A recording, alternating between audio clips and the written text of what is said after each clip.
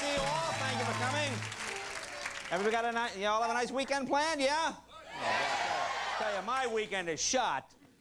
You know, a talk show host, a friend of mine, is moving. I got to help move all weekend. Oh, man, I just... Oh.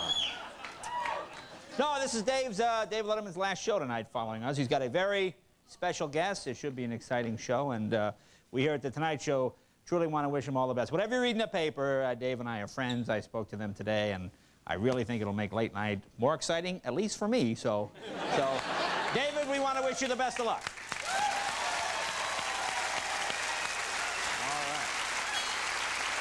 Now, for those of you watching at home, it's supposed to be, what, 100 degrees today in LA? Was that unbelievable? In fact, I saw on the news, it was so hot, one resident of Beverly Hills came this close to removing the sweater he had tied around his waist. You know, that shows you how hot it can get. I guess you heard about those terrorists they rounded up in New York City yesterday. Boy, that's scary, huh? You know, here's my question. Why do terrorists want to destroy the United States? Wouldn't it be a lot easier just to sit back and let Clinton's economic plan run its course? Wouldn't that be the easiest way? See, here's my thing. You know, if you want to cause confusion and terror and distress in New York, you know, don't blow up buildings. Just start walking around smiling at people. Don't be like this. Do you know how they got caught? You know how these terrorists are caught? This is fascinating. Not the FBI. The FBI did not catch them. This is a true fact. The terrorists, I guess they were mixing chemicals in the bomb factory, and before they knew it, the door was kicked in, and they were surrounded by about a dozen NBC executives trying to buy the rights to their TV movie. So they were preparing. That's how they were caught, yeah.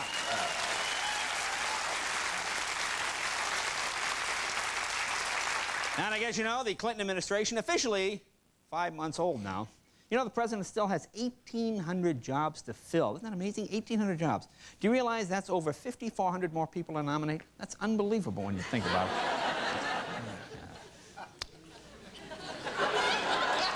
You see, each one gets about 3 chances. 3 times 18. Yeah. See a guy with his watch thing. Let's see. He's right. Oh, how about this? Roger Clinton. You see this? Oh, I love this. Roger Clinton said on a New York City talk radio show that his fantasy, this is what he said. He said his fantasy was to make love in the front yard of the White House or in the Rose Garden. Oh, boy, leave it to the younger brother. Always wants to do what the older brother does. Isn't that unbelievable? Huh? Isn't the sibling rivalry? Aren't brothers unbelievable?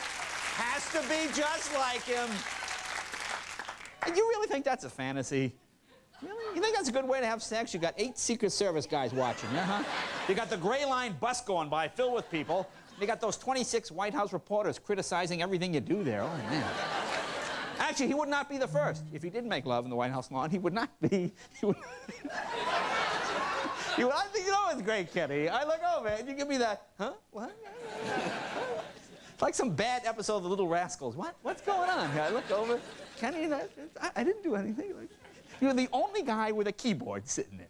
I hear, I look over, huh? What? No, if Roger didn't make love, he would join an illustrious group of people, of those who have already made love in the White House lawn. It would be Checkers, Millie, and Socks the cat. And screwed up the joke.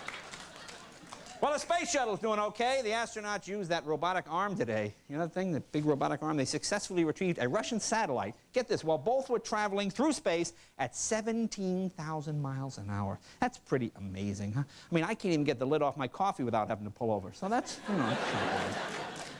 And speaking of the space, the astronauts on the shuttle Endeavour, they went on a 5-hour spacewalk today. 5 hours. You know, I got news for you. I don't care where you are. I don't care what you think you're doing. When you go on a 5-hour walk with somebody, you're on a date, okay? That is a date, all right? Now, you can call it what you want, but fellas, that's a date, okay? Now, here's a little role reversal. I love this kind of gossip. This is in the paper today, too. In Irvine, California, several police officers were accused of having sex in the back of their squad cars. Boy, that'd be a great way for citizens to get even. I'll walk up with the flashlight. Hey, what's going on in there? Hey, officer, what do you think you're doing? Can I see some ID, please? See how they like. Yeah.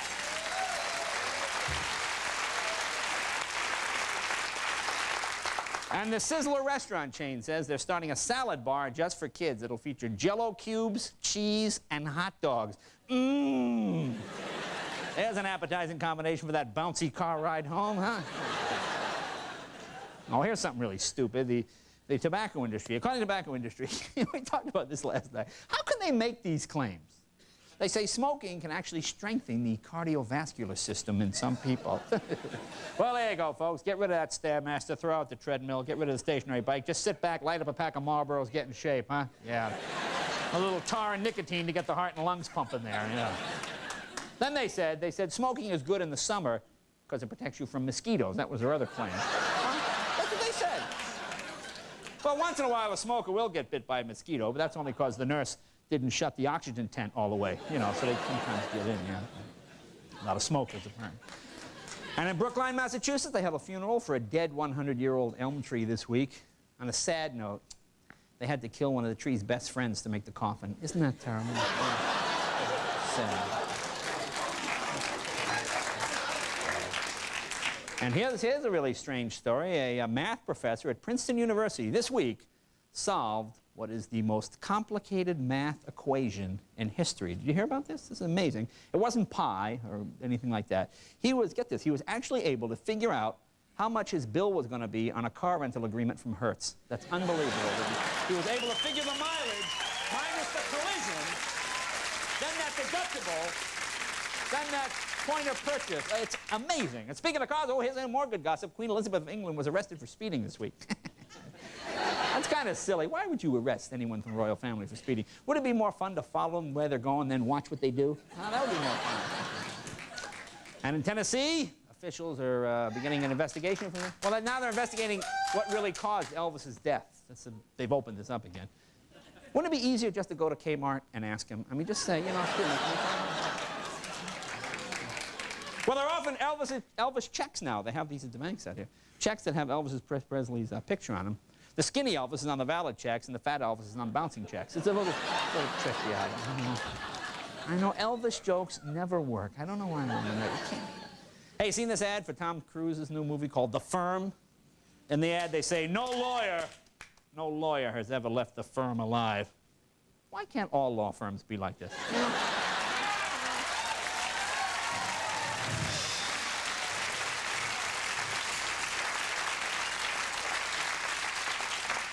I got another letter in the mail. Dear Mr. Leno, I have been an attorney. And the rumor floating around is Madonna's pregnant.